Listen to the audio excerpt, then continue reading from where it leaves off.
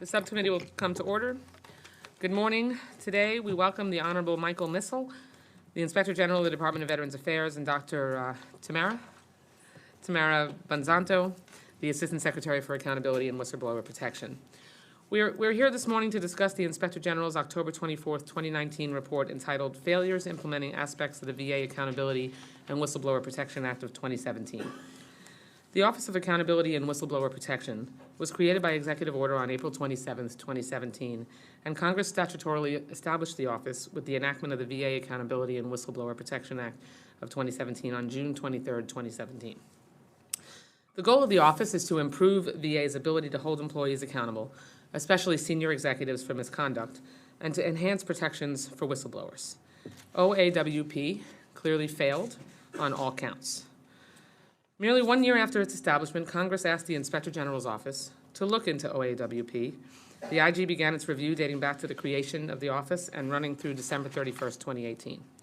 Specifically, the IG report looked into if OAWP was exercising its authority in accordance with the Act, how it conducted investigations, whether employees were being held accountable, whether OAWP was adequately protecting whistleblowers, and whether VA complied with other requirements of the Act. The IG found significant concern in looking into those 5 questions. 1, OAWP misinterpreted its statutory mandate, resulting in failure to act within its investigative authority. 2, OAWP did not consistently conduct procedurally sound, accurate, and thorough investigations and related activities. 3, VA has struggled in implementing the Act's enhanced authority to hold covered executives accountable. 4, OAWP failed to fully protect whistleblowers from retaliation. And 5, VA did not comply with additional requirements of the Act and other authorities. The very office that was created to protect whistleblowers at the VA was actively retaliating against them. What is deeply concerning is that since the creation of the office, OAWP has allowed corrupt leaders who have not been concerned with the responsibility or with complying with the mission of the office.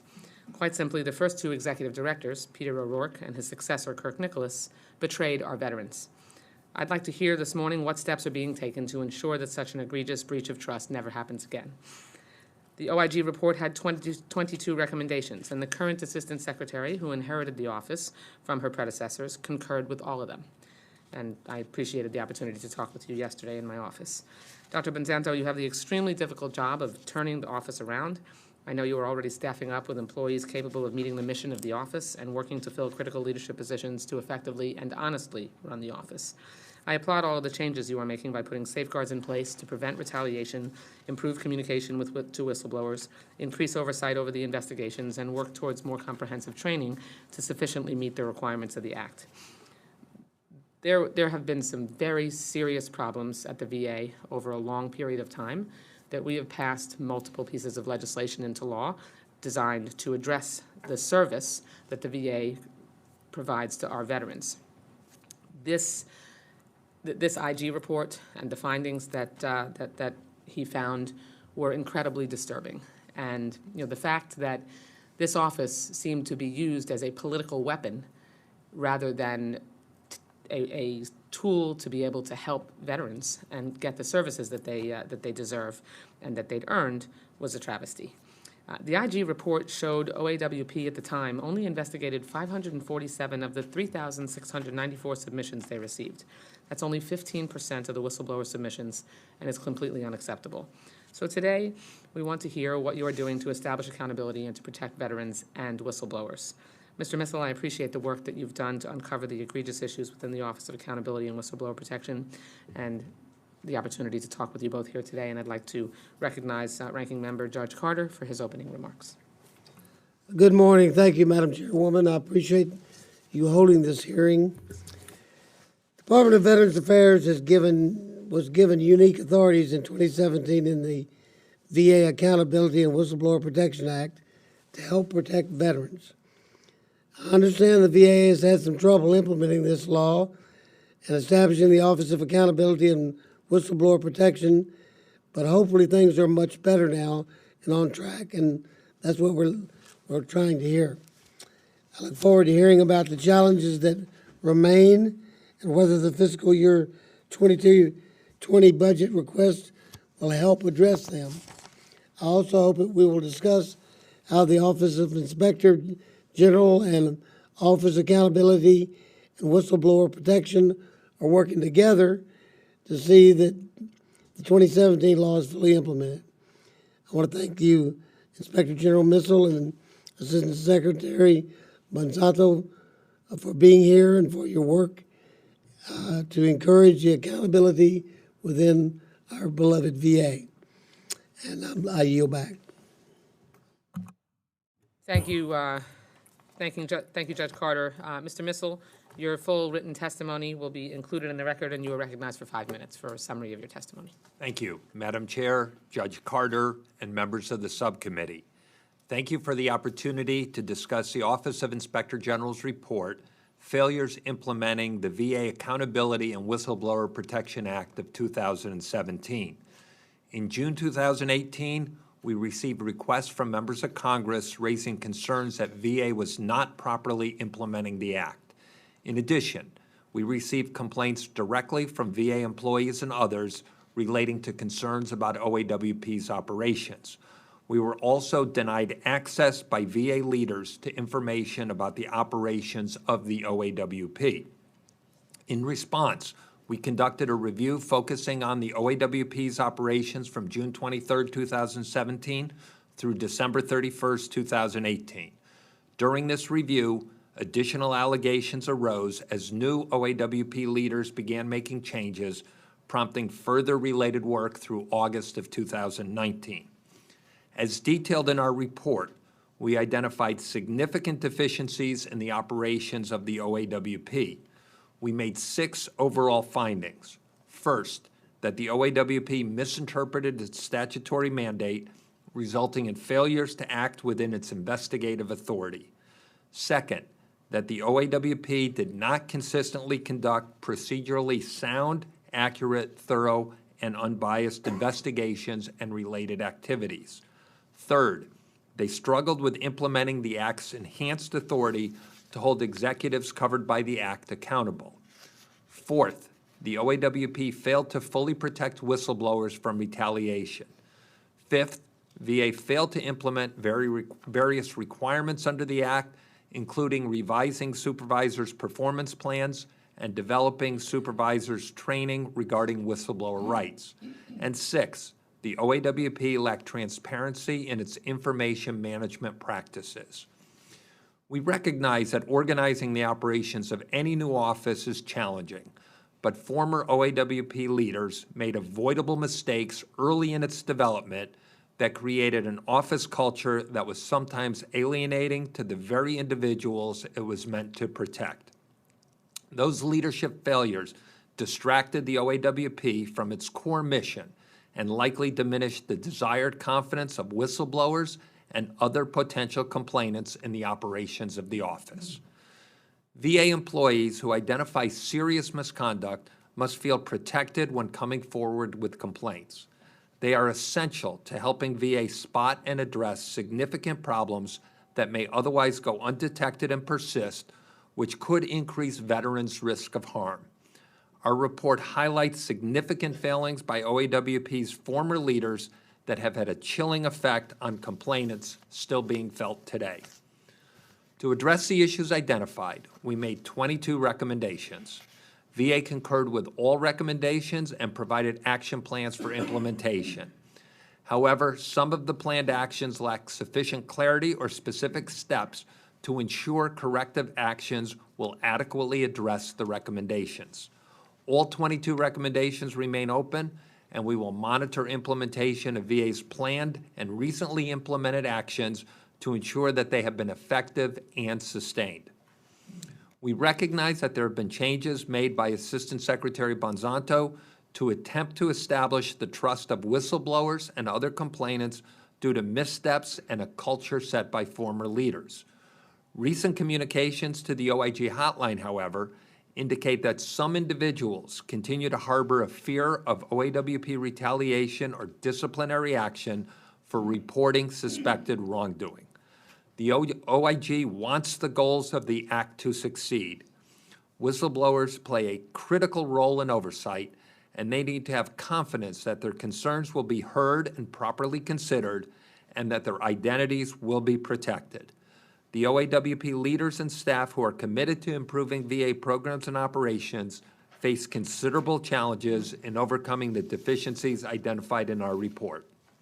Madam Chair, this concludes my statement, and I would be happy to answer any questions that you or other members of the subcommittee may have. Thank you, Mr. Missel and Dr. Szanto. You're recognized for 5 minutes to present a summary of your testimony, and it'll be entered into the record without objection.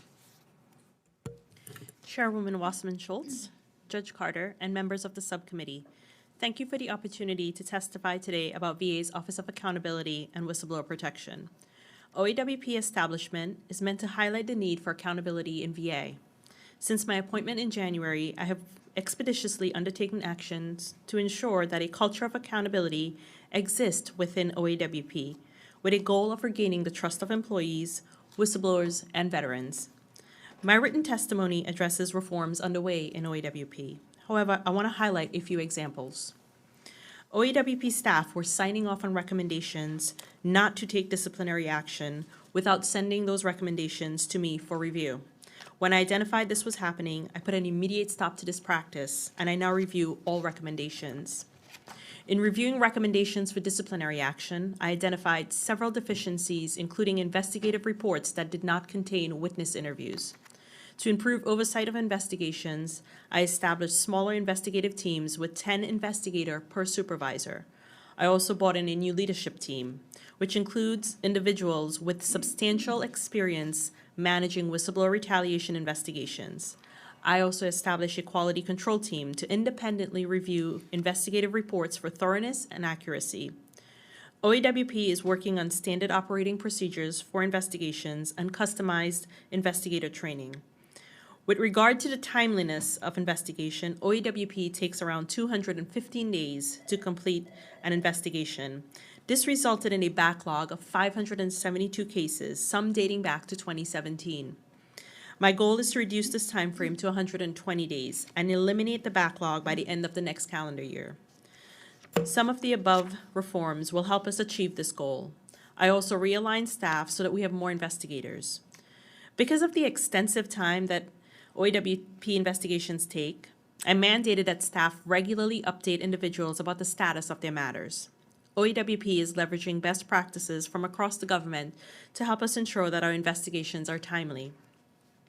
I recognize that individuals have to trust OAWP for them to share information with us. Around August 2019, I found out about a list of individuals that was sent to prior OAWP leadership. This list contained detailed information about allegations raised by individuals and OAWP staff opinion about the individuals and their allegations. According to OAWP staff, the list was requested by former OAWP leadership and was related to a whistleblower mentorship program, which I have canceled. Regardless of the intent, it was inappropriate to utilize whistleblower information to establish such a list and to provide opinions about individuals who raised allegations of wrongdoing. The deficiencies in OAWP have had a substantial impact on whistleblowers and VA employees who disclose wrongdoing.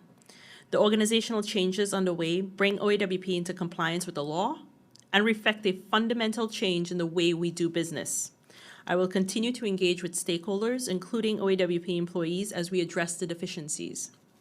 As a registered nurse, Navy veteran, and former investigator for the House Veteran Affairs Committee, I am committed to accountability in VA. I have the support of the Secretary and VA leadership as I continue to address OAWP deficiencies. I ask for your support, and I appreciate the input from you and your staff as I continue to ensure that OAWP does a better job at improving the culture of accountability at VA and protecting whistleblowers. Chairwoman Wasserman-Schultz, Judge Carter, members of the subcommittee, this concludes my statement. I'd be happy to answer any questions you may have. Thank you very much, Dr. Banzanto.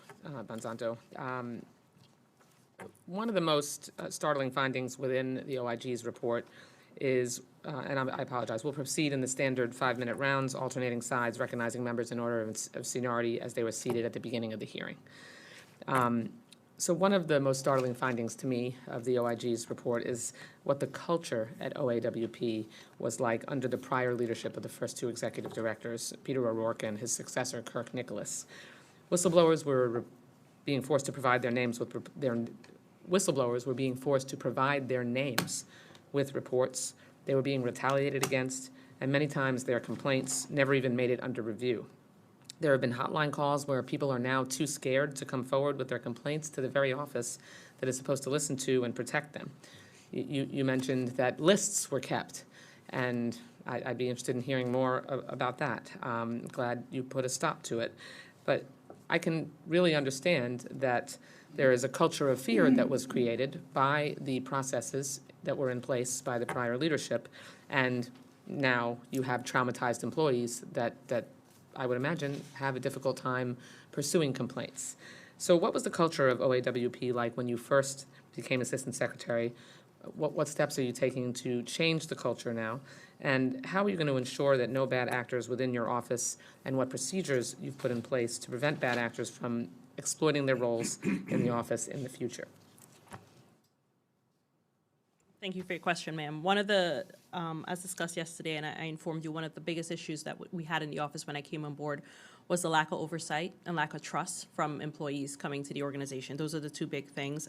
As I continued working, I also identified issues with the quality of the investigations and the lack of communication with the whistleblowers in the field. Some of the steps that I've taken to improve that include increasing the oversight of operations. I now review investigative reports, and we also have a quality control team that's reviewing investigative reports so that we're identifying issues early in the process before they come to me for recommendation or closure. Whistleblowers are now contacted every 14 days. That transparency is building trust. So wherever they're at in the process, our investigators now have to contact a whistleblower every 14 days. We've also issued a directive. Most recently in September, when I came in, there was no directive. We issued a directive which established the scope for our office on the investigation side and what we're supposed to be doing. We've hired investigative leadership with a background in IG and also a background in working with whistleblowers. We've implemented a case management system, and we also now have smaller teams. As I've showed you in the exhibit, our org chart has changed. We now have smaller teams where there's oversight into the process and the work that's being done in the organization. If you could go more in the direction of how you are addressing the culture challenges that you have, where there was previous fear created, and that the office, which was created to address really egregious concerns and get them corrected and protect whistleblowers, did the opposite. We can't have a culture of fear exist at the VA, particularly among senior people who really need to be able to make sure that the services that the VA provides are carried out effectively. Part of addressing that includes training the staff to ensure that they have the tools, also addressing it from a customer service perspective. When I came on board and I started identifying some of these issues, that's a conversation I had within, the first 90 days I was on board with the staff, is they understand that we are taking a fundamental change in the way we do business and the way we operate. They're going to, be expected to communicate what we're doing and understand that on the other side, there's a service we're providing, right? If employees don't feel safe going to their supervisors, that we're here and we need to be welcoming. We also need to be empathetic and leading by example, and explaining to them my expectation as we change the organization is how I'm working towards changing the change in the culture. We've also engaged with VA's Office of National Organizational Development to help us to come in and assess and help us try to assess where we're at as we're changing. Obviously, there's going to be concerns raised by employees in OAWP about how we're changing the organization, working with them closely so that we can engage employees while we're changing and explaining why we're changing and why it's necessary to change. That's part of the efforts that's underway in OAWP. Thank you. Mr. Missel, it's my understanding, and you mentioned this in your opening statement, that Congress requested, obviously, that you look into OAWP after it came to light that the then Executive Director, Peter O'Rourke, was withholding information from his office that you needed to do your job. I want to note that in light of that fact, we have subsequently carried language in our bill for the past 2 years that prohibits the VA from denying timely access to records, documents, or other materials that you as the Inspector General require and are responsible for. What was your relationship like with the prior leadership of OAWP, and how did they interfere with your responsibilities? I would not say the relationship was very strong. We attempt to meet with all senior leaders at VA just to make sure the communication lines are open. I meet with the Assistant Secretary on at least a monthly basis. Our offices meet more regularly than that. I think that's important to do. With Mr. O'Rourke, he didn't have the same interest in meeting, and as a result, the relationship wasn't one where when we weren't getting the information, we could resolve it as quickly as it should have been, and we needed to come to Congress to do so.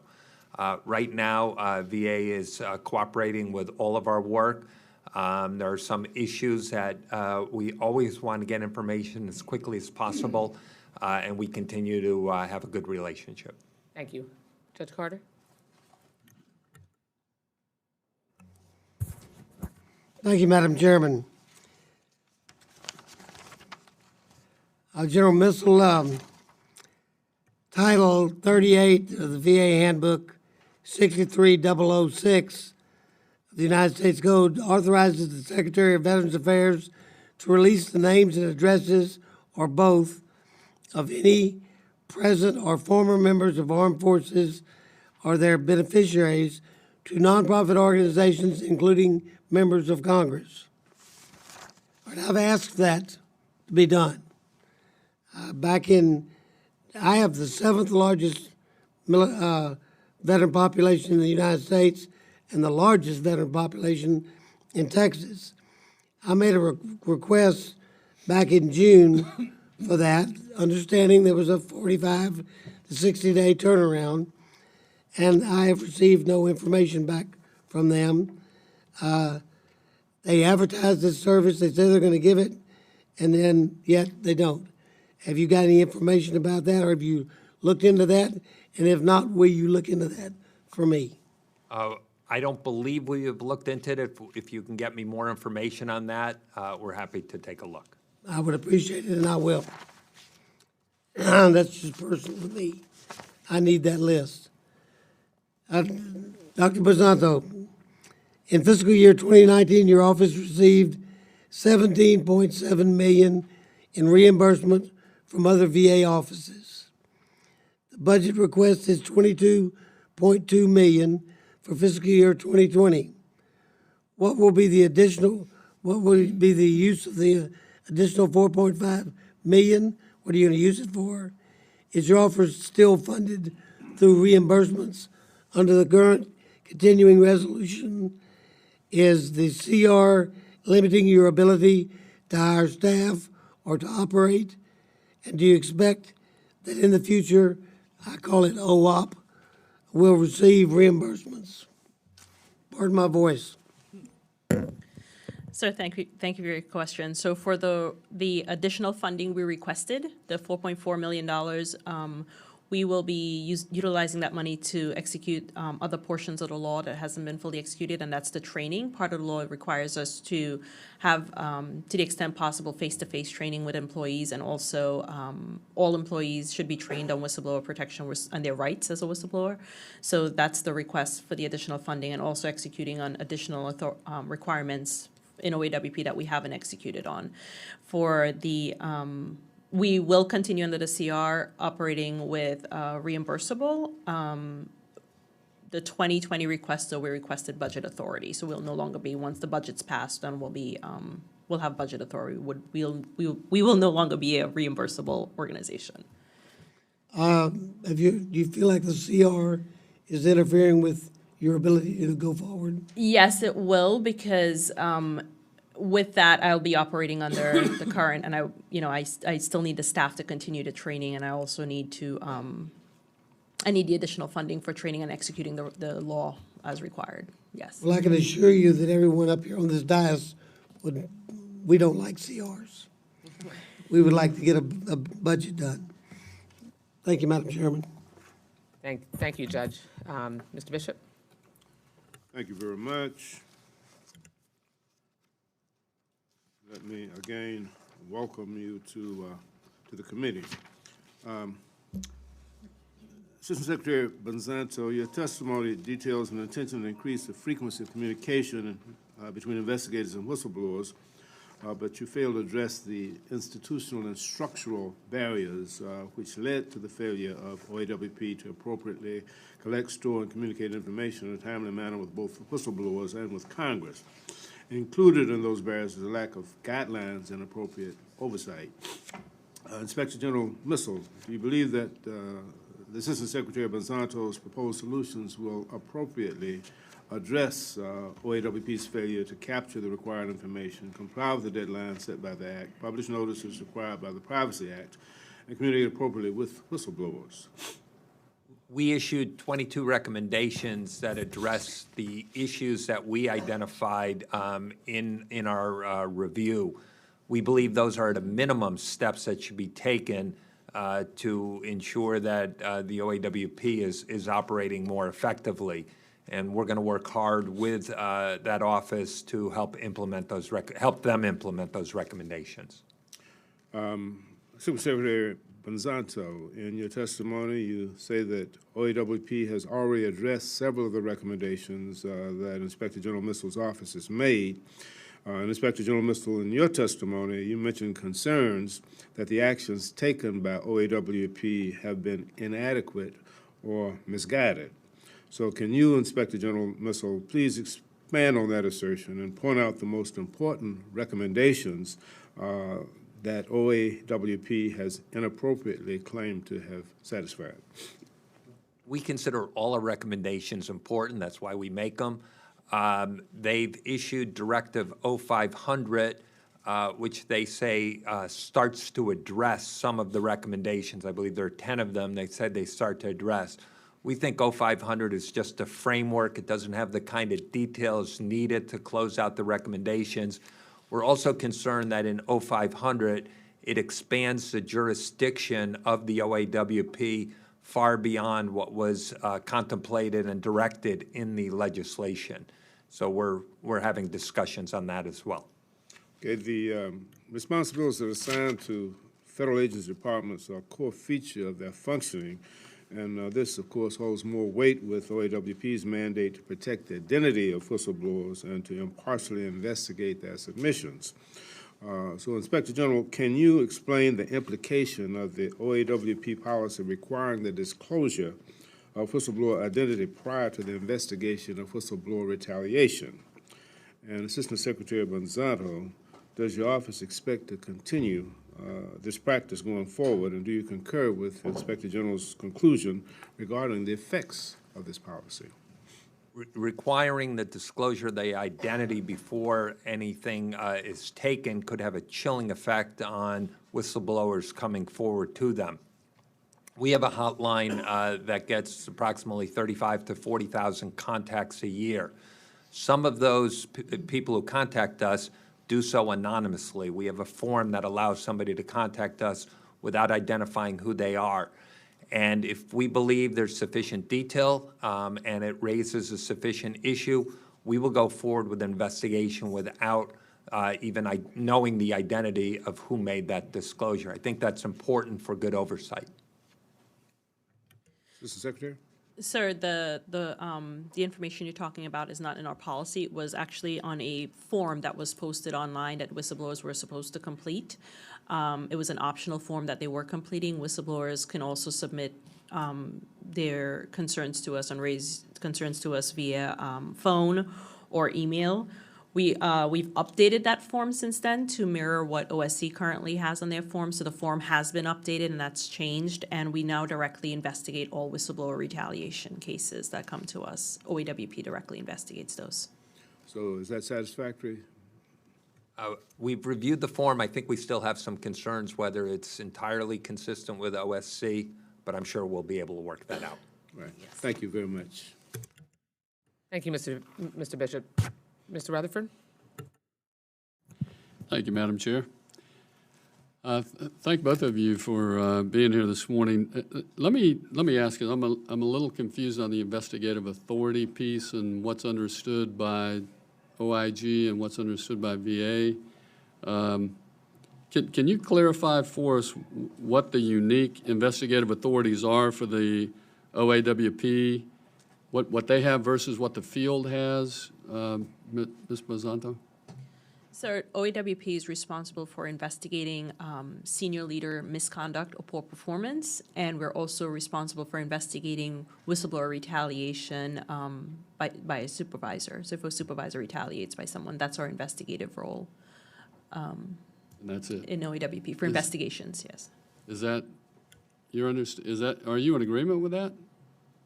I'm not in agreement with the directive that came out, which sets forth who they can investigate. Under the statute, what it says is a senior executive, and a senior executive is defined in the statute. It's essentially the senior executive service. It's Title 38 that are the equivalent of that on the medical side. And for those people, as well as policymaking, they can do for poor performance, they can investigate for misconduct, and for retaliation. In addition, they can also investigate any supervisor for retaliation. That's what the statute says. In 0500, they've expanded that out to include what they call senior leaders. And in senior leaders, it goes down to a GS 14 level. So you're talking about including thousands of people that otherwise were not identified or put in the statute. Do you agree with that? Sir, that was a decision made by leadership in VA that those individuals hold critical roles within the department and should be held equally as accountable as the executive within the department. And we did consult with general counsel on this also. And what is general counsel advising the OIG that, which interpretation is correct? We've asked for any kind of Decision? interpretation from the VA General Counsel's office. We have not received anything to date. Okay. And let me ask, this is kind of a follow-up to that. Do you delineate in the field between criminal investigations and civil policy violations? OAWP is not involved in that, sir. That's IG. You don't do any of those? No, sir. We are administrative investigations. Okay. OIG, you do all criminal? We do criminal investigations as well as administrative investigations, and there's a requirement that if any VA employee is aware of a serious action that could be criminal, they're required to notify us of it. All right. And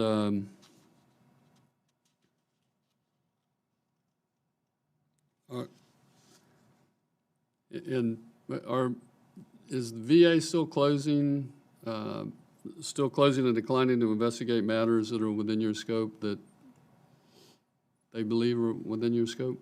No, sir. Okay. And one more question. The 40, I think you've gone to 40 investigators now versus you were at 30, now you're at 40? Yes, sir. Have those been brought on? Or are Those, they in the hiring process? no, so that's actually through realignment. I identified there were a lot of, duplication of efforts between the teams, so I just realigned the teams to increase the investigative team. Okay. Thank you. I yield back, Madam Chair. Thank you, Mr. Rutherford. Mr. Case? Thank you. Dr. Szanto, for me, one of the most troubling parts of the report have to do with inadequate protection of whistleblowers' identities and follow-up on retaliation claims. And of course, that translates throughout an organization, and people start to get the feeling that they're not protected in coming forward. And of course, that has consequences on the substantive side. But what I'm interested in is just this follow-up to the report category that certain matters were referred out. I'm on page, let's see where I'm on page, I don't see a page number, but I'll just read it to you. Of the 2,526 referrals to other VA components, at least 51 of those involved allegations of whistleblower retaliation. It goes on to describe how I think you tried to understand what happened to those 51 cases, but there was mention that you didn't think you had the adequate resources to actually go back and investigate every one of them. Is that a fair characterization of the report? What I'm trying to get at is what happened to the 51 cases, at least 51 cases of alleged retaliation that seem to have gotten lost in the system along the way? Sir, I'll have to take what happened with the 51 cases, but I know previous to around June 2018, cases that involved retaliation were being referred back to the administration, and we do, but now we investigate all whistleblower retaliation cases, and I'll take that for the record if we're looking at the 51 cases you're mentioning. I know when I came on board, we started looking at cases that were previously closed to see, to address whether or not they were, properly addressed, and there were some identified, and those are with our quality team. The ones that, the staff decided were not appropriately addressed, we actually reviewing that with our quality team right now. It says here that there was that review that you were talking about, and this quote-unquote, this review resulted in the identification of 42 cases that merit additional review. That's the 42 cases I'm talking Okay. about. But I don't know if those 42 included the 51 that you're Well, it looks like it's a mentioning, subset of the 51. Is that correct, General? Does that sound familiar? I don't think that's a subset, but it's what OAWP Okay. is doing on those. Those were 51 that were sent back to the offices from where the complainant came from. Correct. Well, my overall point is where there were allegations of whistleblower retaliation, the report says that they were not adequately processed in the big picture. They were not adequately reviewed. And my question is, and maybe this isn't a subject for answer right now, is have they now been completely reviewed so that there is an alteration of the culture and understanding within the community that these whistleblowers will not be retaliated against, and if there are, then they will be adequately processed? So now OAWP investigates all whistleblower retaliation cases. Okay. Those cases do not get referred out. And to increase the transparency in the process, we're communicating more with whistleblowers. I've mandated since I started. We're contacting them every 14 days to give them an Okay, you update said of the that status of earlier. their cases, Okay. right? And So- then is that your understanding that the system is better, General, that the system is better for protecting against, for protecting whistleblowers who feel that they have been retaliated against? We've seen certainly a change in attitude of leadership of OAWP. We do continue to get calls. I got an email yesterday from somebody saying that the office wasn't working as effectively as it should have. So we've still continued to get them. We do talk to OAWP about them without obviously disclosing the identities, just so they can have information to work with. And it's going to be a long process to get the confidence of whistleblowers back. Okay, well, I think that's really critical here, because otherwise you won't have effective whistleblowers out there if their identities are suspect and if they don't feel that they're protected adequately against retaliation. So I would leave you with that comment. Thank you. Thank you, Mr. Case, and I associate myself with your remarks. Ms. Roby? Well, hello again. Madam Chair, I understand this is a whistleblower hearing, but I'd be remiss not to take this opportunity to address a few other issues. But I will start with this and say you are well aware, sir, of how important courageous whistleblowers have been to uncovering the gross mismanagement and all the problems at Central Alabama Veterans Health System. And so we're grateful for those folks who have stepped forward, and we've followed all the procedure, and we continue to this day to make sure that we're getting this information in the right hands when these people come to us. And so I'll start there. But I would be remiss if I didn't bring up the overwhelming deficiencies in the Central Alabama Veterans Healthcare System and the VA Medical Center in Montgomery. You published a report on CAVIS in February of 18, where it noted that the facility had a SAIL rating of 3 stars and that the facility had generally stable leadership. Montgomery now has a 1-star rating, and the IG report released on September 30th, 2019, titled, I have it here, the OG Determination of Veterans Health Administration's Occupational Staffing Shortages. And it showed that CAVIS continues to suffer such staffing shortages. We currently have an acting director for VISN 7, which my colleague from Georgia is well aware of, and an acting director for CAVIS.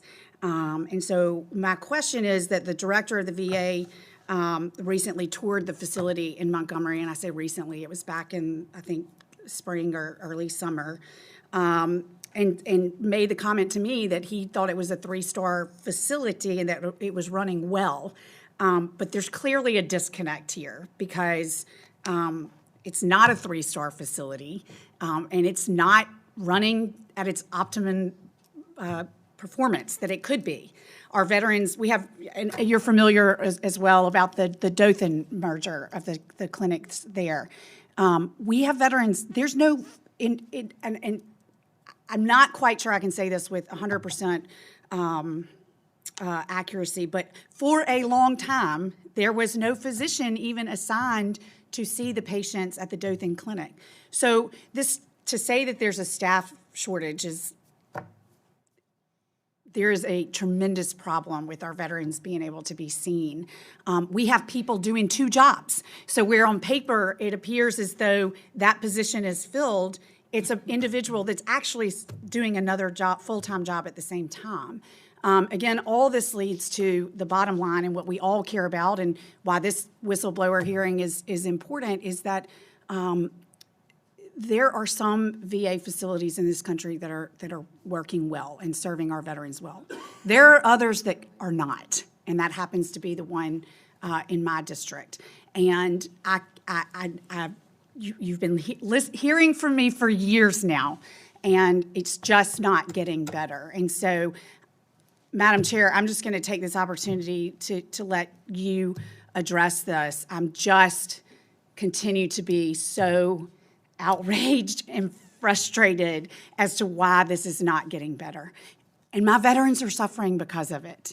And you know how much I care about this, and you're here today and you've got 1 minute and 20 seconds to tell me what's on your mind and what I can do to better serve my veterans.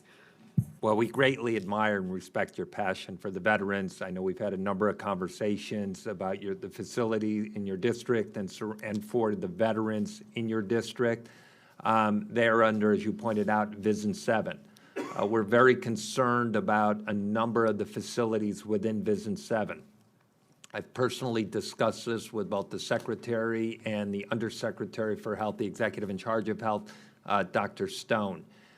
Dr. Stone has made a change in Vision 7, and we have a number of active reviews and inspections going on within Vision 7. When we get hotlines or other information that we believe deem follow-up, we do focus on ones we hear from Vision 7. We have a number of active projects right now, and we'll be publishing those in the near term. But we do share your concern, and we make recommendations that we think address the issues that we find, and then it's up to VA to implement them. We watch very carefully and work with them to ensure that they're implementing the way we think they should be implemented. When we make a recommendation, we obviously have thoughts about what needs to be done, and we're going to continue to do that within Vision 7 until they improve. Well, we only get 5 minutes in this room, but, and I know you and your staff have taken a lot of time visiting with me in my office, but I really would like to extend that invitation again, and maybe we can have another sit down and dive deeper into some of these issues that are so important. And so I'd love to make that happen if we could. I'm happy to do that at your convenience. Thank you. Thank you, Madam Chair. Thank you, Ms. Roby, and thank you for extending the need to highlight why making sure that the whistleblower system works effectively and that the culture across the VA is one that whistleblowers don't live in fear and don't report, because our veterans aren't served properly when that happens. Ms. Bustos. Thank you, Madam Chair, and thanks for hosting this hearing. Thanks to both of you for appearing before us today. The Inspector General stated that the Office of Accountability and Whistleblower Protection faced what is called an investigative deficiency.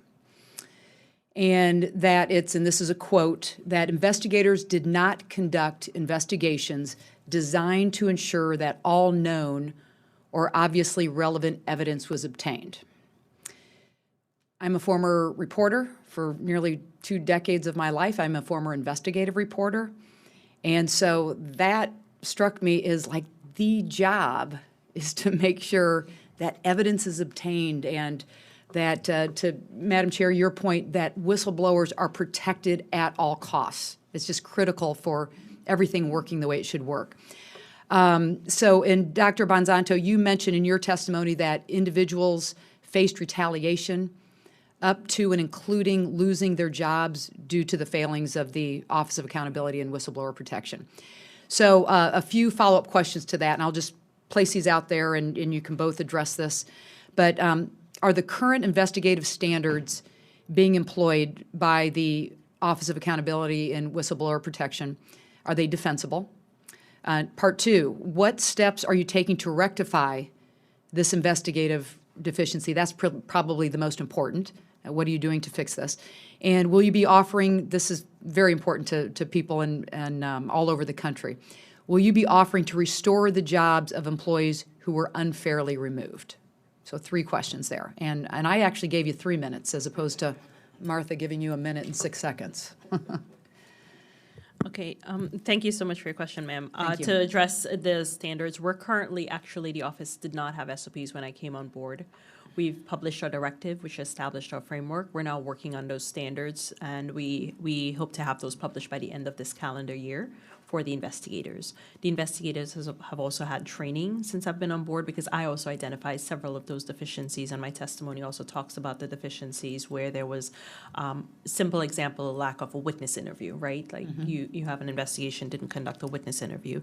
For the unfairly removed, we've been contacted, my testimony addressed, because I've been contacted by some whistleblowers who raised concerns about the quality of the investigation that was done. And since then, we're working with the quality team and to review some of those cases.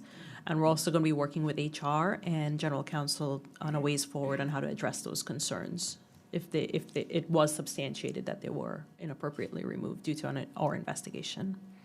Sir, any other thoughts associated with these questions? As I said before, it's going to take some time because, first of all, you have to get the policies and procedures in place. They need to be extensive. They need to be thorough. But then you have to make sure that you have a system in place so that investigations are done fairly, thoroughly, effectively, timely. And to do that, you have to make sure your investigators are properly trained, are doing the right thing. You need to have a supervisory system in place to make sure that they're watching. And then you also need a quality assurance to do an independent check to see whether or not the investigations accomplish the goals that you seek. What we found is that they were not doing any of those.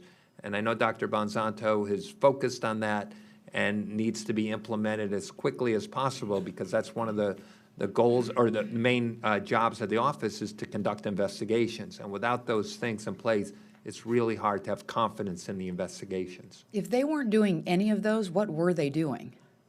They were conducting investigations that some of the investigators told us were just trying to get to a result. They were just trying to see if they could find information that could support some kind of finding, as opposed to looking at it objectively, to look whether or not there were mitigating circumstances, to ensure that all people who were being looked at had the opportunity to come forward and talk to them. We identified in the report one investigation where there was a complainant who then had a cross-complaint against this person, and they never went back to the original complainant to say, tell us your story, and they made a finding against this person. Was this a matter of just doing a check mark to say, I got this one out of the way, or was there ill intent, or, I mean, why was this, I don't understand why this was happening. One of the reasons that we found is that the leadership in the office didn't have experience in these kind of matters. And these were people who didn't have investigative or similar kind of experiences and didn't hire the right people to do this. That's why with Dr. Bonzanto's group now, they really need to have a number of different people with the experience to be able to fulfill the investigative mission that they have. And I know Dr. Bonzanto is working hard to try to fill out that leadership group that they have. Thank you for your efforts. I have many more follow-up questions, but I will yield back because I'm out of time. Thank you very much. Thank you, Ms. Bustos. Mr. Hurd? Thank you, Madam Chair. I appreciate y'all being here. The first question is for both of y'all, but Dr. Bonzanto, if you can answer first. You said, what, 40 you're going to need 40 investigators in order to eliminate the backlog by 2020. The fact that we even have an office in order to deal with whistleblowers, what does that say about the organization as a whole?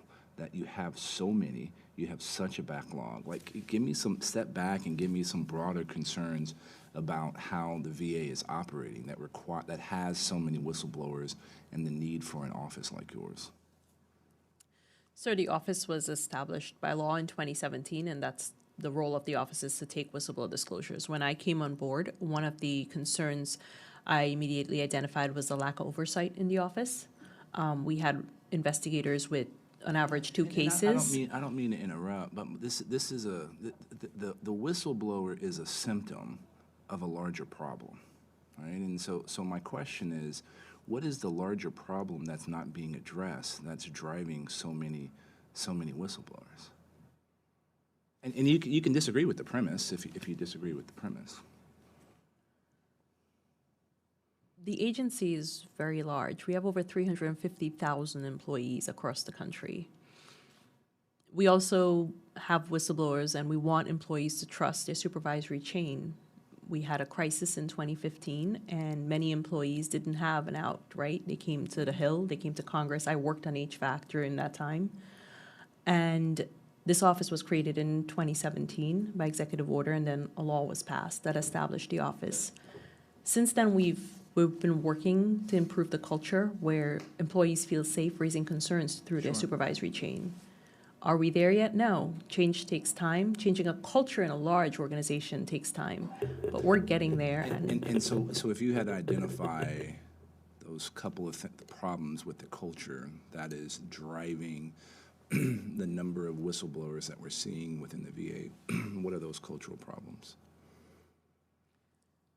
From a leadership perspective, I would say it's employee engagement and how we engage employees. And that's something the secretary is focused on, is employee engagement, and also customer service, realizing that we, as an organization in OAWP, have to engage with employees because we provide a service, so how we communicate with them. And that's something I'm working on internally in OAWP to improve.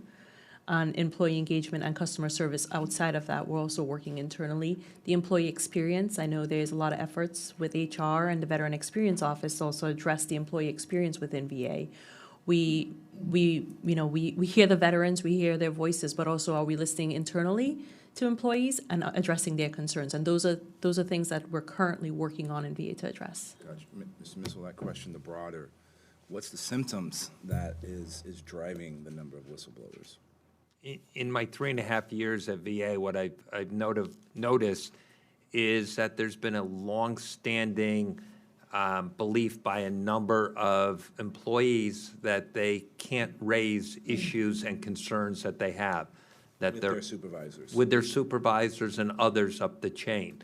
And that's why I feel so strongly that all VA staff should have training on ways they can bring their concerns forward without fear of retaliation. There's lots of whistleblower protection laws in the federal government. This act that was passed. Trust me, I'm aware. Yes, this act that was passed is in addition. It helps supplement. It was an effort to add to it. And we've put together a training program that we're hopeful that VA will have for all their employees. So it really lays out if an employee has a concern, where that employee goes to. Do they go to the Office of Inspector General? Do they go to the Office of Accountability Whistleblower Protection? Do they go to the Office of Special Counsel? And we think things like that, education, communication, can help people feel empowered to come forward.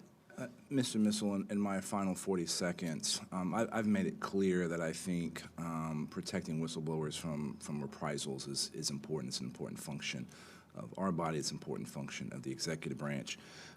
Based on your experience, how damaging is it for an organization to have this belief that whistleblowers aren't protected? It's extremely damaging. Any organization you want to improve, one of the ways to improve it is hear from people on the front line and elsewhere who have knowledge about issues that they find.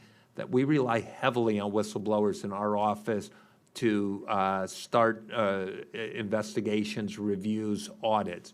It's really critical to our work. And if you're not hearing from people, then you're not going to be able to get to root causes of problems. Thank both of y'all. I yield back. Thank you, Mr. Hurd.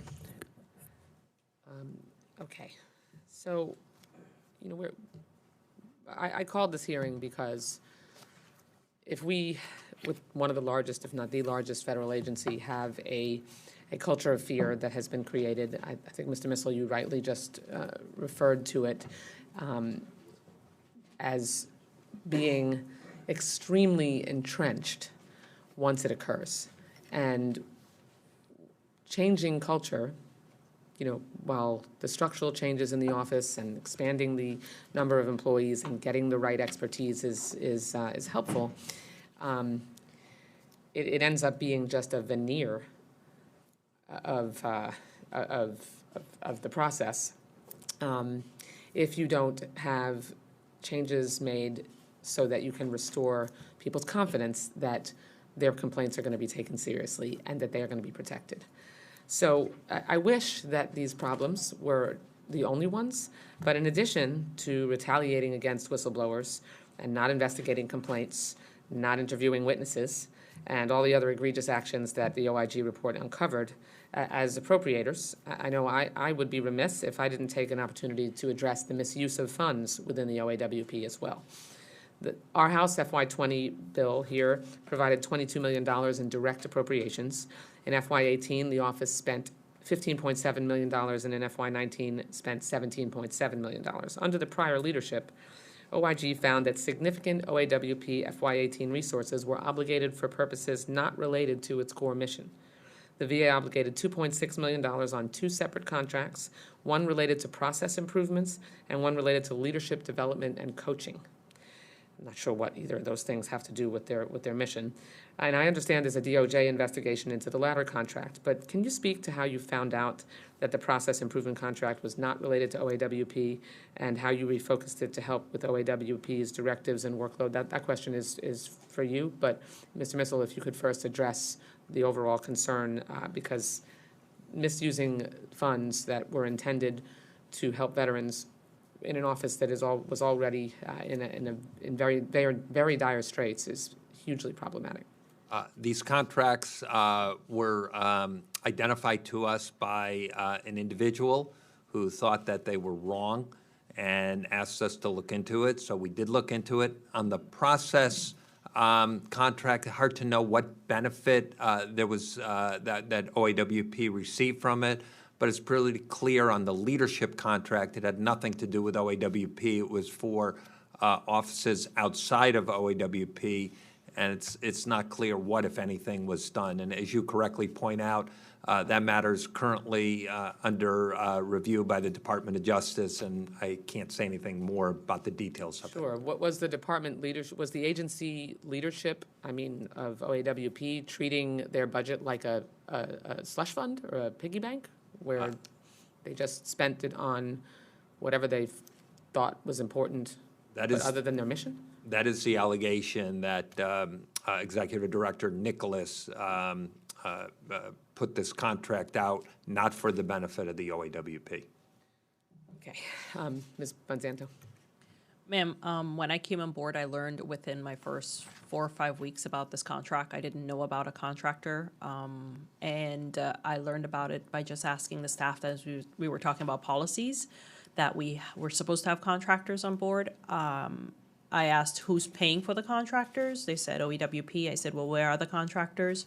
I learned that they were performing work unrelated to OAWP, and I immediately put a stop to it and pulled the contractors back into our office to work on OAWP's, the requirements, what was required in the performance work statement for OAWP. What accountability measures are you putting in place to make sure that something like this doesn't happen again? We've actually have increased oversight in our HR shop. We are also working with HR and legal to discuss what needs to be done in the process and who allowed the contractors to work outside of that.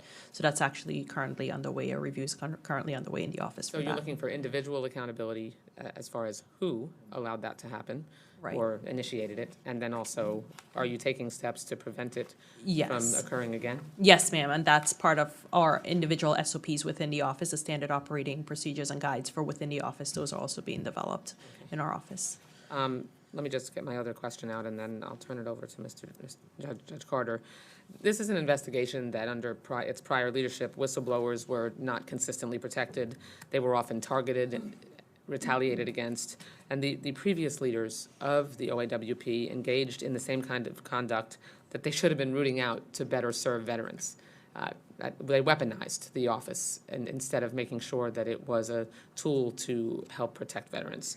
And those are repulsive findings. So, Mr. Missel, in your opinion, what was the most astonishing finding, and what can OAWP do to guard itself against bad actors going forward? I mean, it's good to totally restructure the organization, but there still needs to be accountability measures in place to ensure that even more well-trained, more expert employees are not able to go down that pathway again. Perhaps the most astonishing finding was complaints against Peter Shelby, who was then the Assistant Secretary for Human Resources at VA, one of the most senior people at VA. Complaints came in against him for retaliation, for hostile work environment, other similar kind of complaints. And he was a social friend of Peter O'Rourke, who was running the office at the time. They kept that complaint in the office. He was talking to Peter O'Rourke about the investigation, and he made other complaints against the person who made the initial complaint against him. And that was the case I was talking about, where instead of talking to the initial complainant who had complaints against Peter Shelby, they spoke to Shelby. They never spoke to the original complainant, who was an extremely valued VA employee, and then determined to take disciplinary action against this person. And before that could happen, this person left VA. So this is a stark example of a really well thought of employee leaving VA because of this activity. In the name of protecting a very senior official at the VA, they kept the investigation inside the office, focused the investigation by sharing the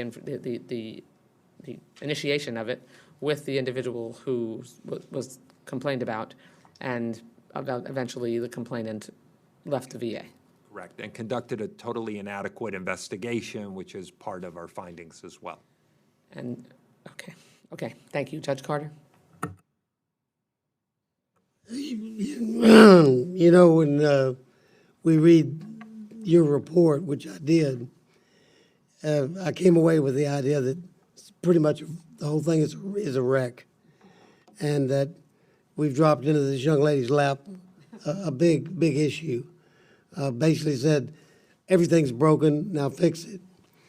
And I guess my question, I'm wondering about how you, as the Inspector General, you've made accusations, I think rightfully so, of where things are broken and they need to be fixed. And in my way of looking at it, it's a pretty big project. Now, as she makes her attempts to do this, are you working hand in hand with her as she starts to address these issues, rather than standing on the sideline and waiting to see if she does it right and then coming in and criticizing? I want to know how that operation is working, because to me it seems that the Inspector General's office ought to be working hand in hand with her to get this worked out, because it's a big project. How are y'all doing that? We do it in a couple of different ways. So before the report was even issued, we were working with the Office of Accountability and Whistleblower Protection.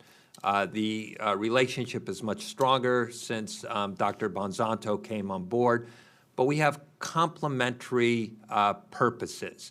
They do investigations, we do investigations. There are certain investigations which are more appropriate for us to do, such as criminal investigation.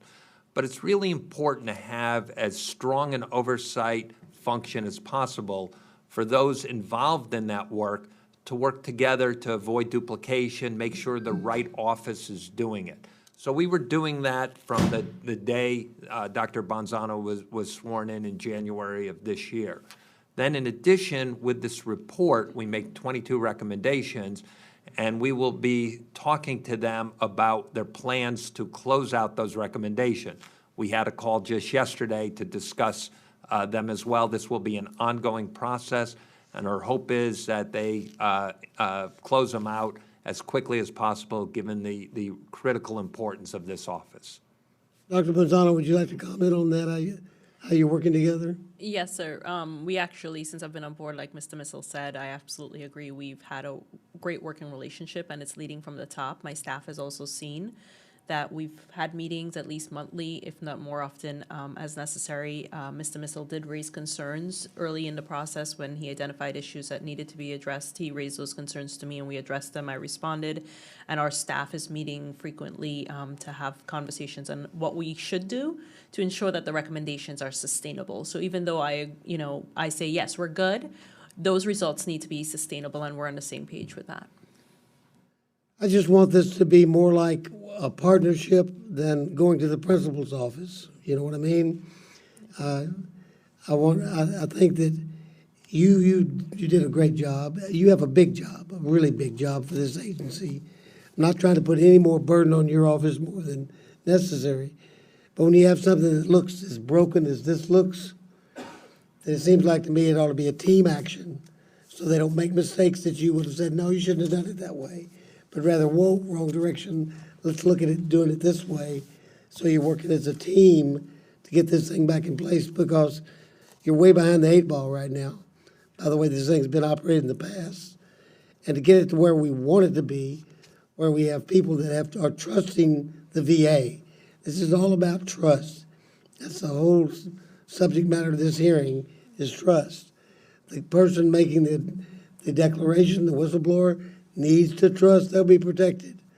The agency needs to be able to trust that this thing will be solved once an issue is resolved. It's all about trust, and it takes teamwork to create trust. And I commend you both for taking on a big job. It's a tough job. Wouldn't want to do it myself. I've done some tough jobs in my life, and they're not fun, but they got to get done. And thank you for working together. Be a team, not a governing authority over each other, and I think you will solve the problem. But good luck, and God bless. Thank you, Judge Carter. Mr. Case? Can I follow up on, I think, where Mr. Hurd was trying to go when he talked about what we are discussing today is symptomatic of broader problems. And I would put it a different way. I would say that today we have been talking about procedures that are really critical to ensure accountability, protect whistleblowers. We've talked about failures in training. We've talked about failures to protect identities and to assure non-retaliation. These are all procedures, but they all have a substantive cause, and they all have a substantive result. And so what I'm asking you is to go broader, as he asked you to do. You are trying to ensure an accountability and whistleblower protection system, but what are the underlying substantive issues that are usually involved in the claims of non-accountability, the claims of whistleblowers? So, we can, the VA is a huge entity with multiple silos and multiple responsibilities, each one of them critical to our vets and their families, whether it be disability benefits or whether it be administration of VA healthcare systems, or whether it be, administration of student loans and the GI Bill. We could take it from a substantive area of responsibility. We could also, as Ms. Roby was trying to get to, take it from apparent, huge inconsistencies in delivery of quality geographically. So in running your job and in making your report, are there underlying substantive clusters that are causing more of the complaints of non-accountability that the whistleblowers are getting at? And conversely, if we're not running that system correctly, are there deficiencies substantively that are therefore not getting full attention and not getting a result? I could speak to OAWP, and I could say the lack of oversight within the office was the main issue that we had, right? And the office wasn't aligned with the statutory mission that they were supposed to be doing.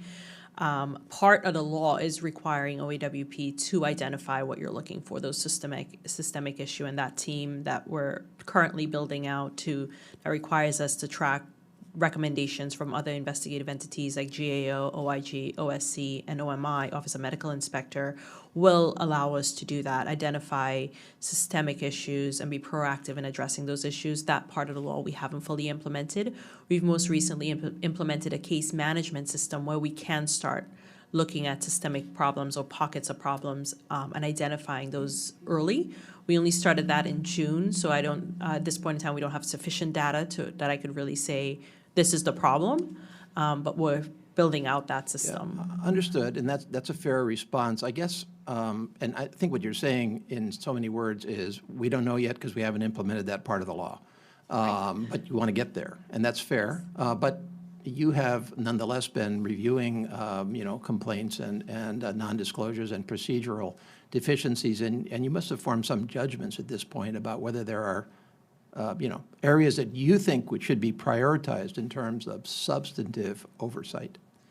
I would say, going back to Judge Carter's comment about trust, is employees trusting the system and trusting that their supervisors will do the right thing. Yeah, but I'm asking you underneath that, are they complaining about specific areas? Are you getting concerns from inside the VA community substantively? And I'm not talking about oversight or training or trust. I'm talking about, is it coming out of the disability benefits part of it? Is it geographically clustered, or is it just systematic across the board, substantive? Oh, if you're looking for an area, I could say the majority of our concerns come out of the VH Veterans Health, but they're the largest workforce in VA, right? They have over 250,000 employees, so that's expected. And that's as much as I can give you on that. Okay, and in general, do you have a comment? Yeah, when we did the review of the Washington, D.C. Medical Center, that came in through a person who asked to remain confidential. It was a well-respected VA employee. And what we found there was what we called in the report of culture of complacency. And by that, what we were trying to say is that there were people in the VA Medical Center who knew things weren't working well, that there were serious problems, that patients were being put at risk, but they felt helpless in raising them up the chain, that when they would raise them, they would either be retaliated against or their concerns were not heard. And we've seen that in other places as well.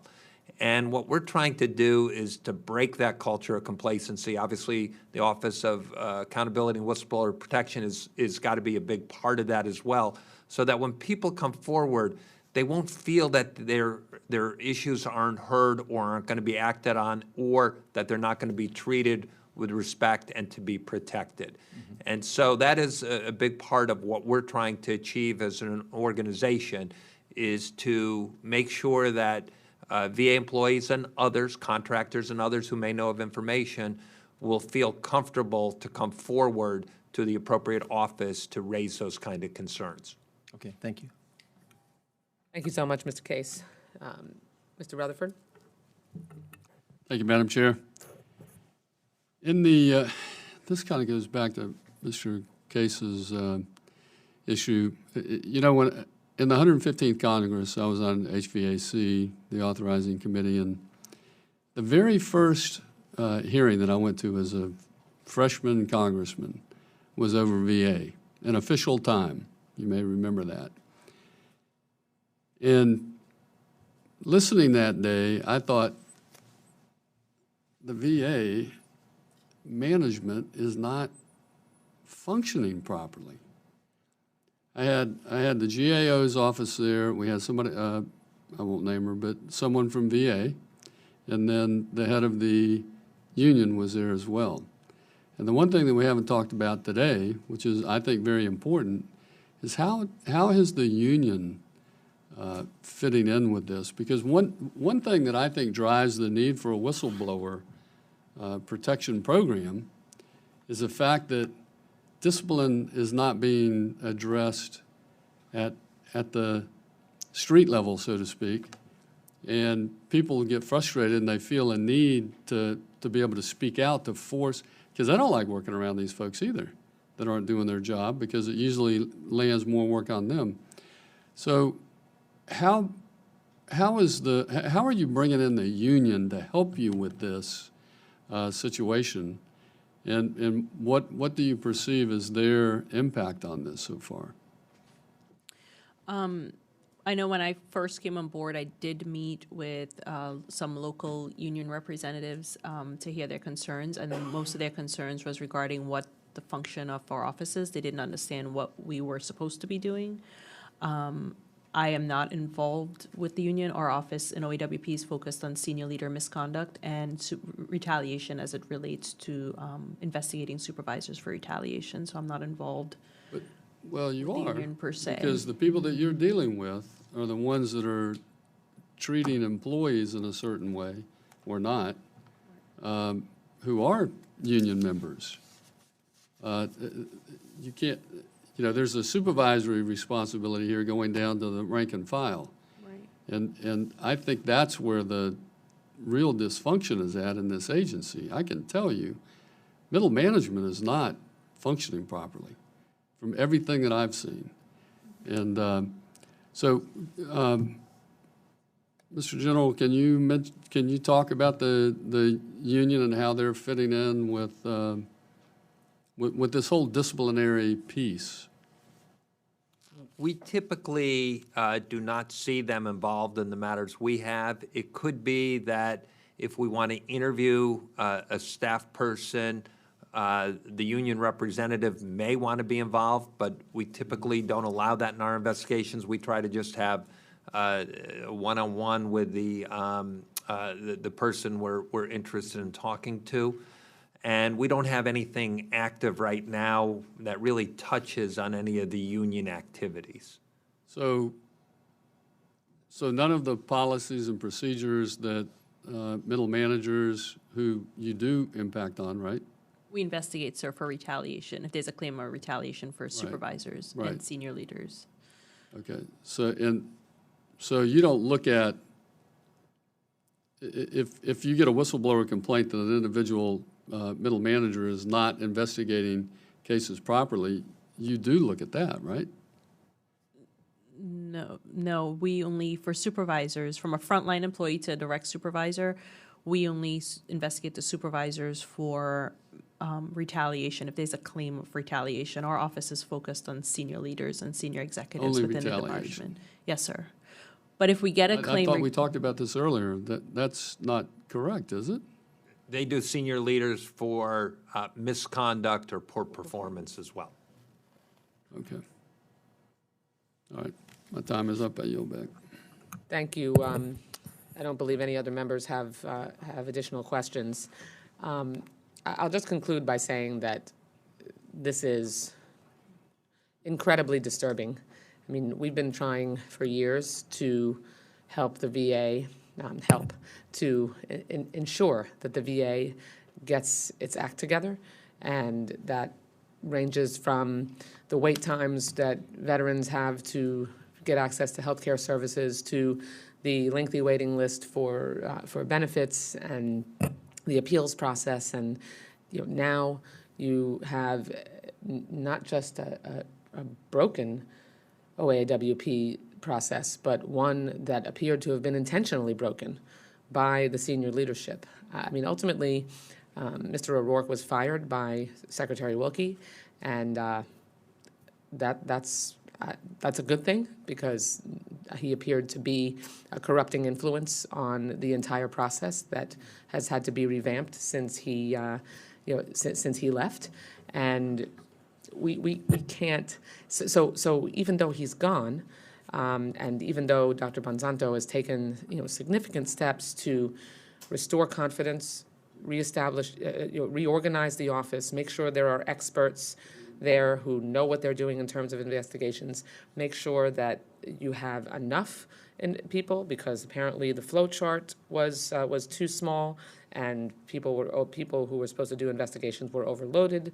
But despite all that, the damage to the culture at the VA, which already was pretty bad to begin with, I fear we will have many years to go till that's improved, and where someone would feel comfortable complaining about misconduct for fear of eventually losing their job or feeling the need to leave because the culture was untenable for them to continue.